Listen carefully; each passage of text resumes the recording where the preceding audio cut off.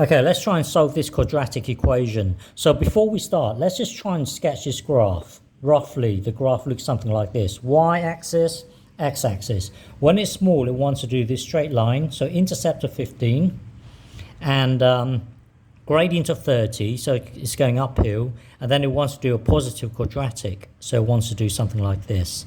And when you try and solve equals 0, you're actually trying to find these 2 points, these 2 roots. So let's try and solve it.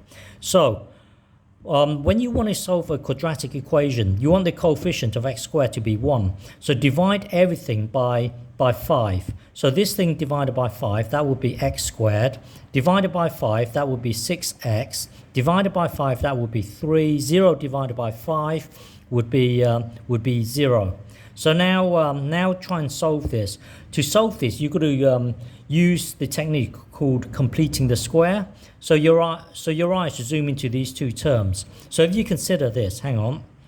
By the way, to complete the square, it's always going to be half of this. But let me try and show you what's going on. Squared. So when you consider this, half of this thing here, when you square this, it would be x squared plus 6x plus 9.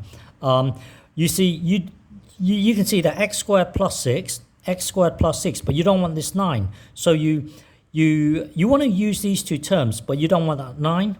So what you do is you would do x squared plus 3, square it. That would give you the whole thing, but you don't want that 9. So kill off the 9.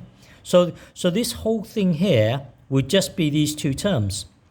And then you carry this 3 down, carry the 3 down, that equals 0. You see, this whole thing here can be written as this.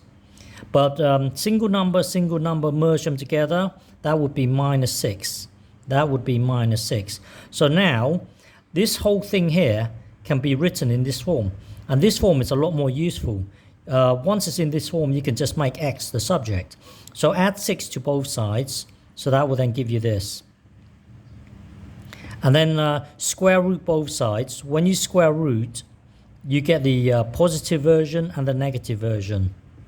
And then you want to get x on its own, so you take away 3. So I'm going to write it like this, plus minus root 6. So this is your answer. So what that means is, see the lowest point here, which is called the vertex. Straight up will be negative 3. So this point here is that the x value would be negative 3. If you add that square root thing, you would go to the positive root. And then if you take away that square root thing, it would take you to the other root. So your final answer is actually this. Okay?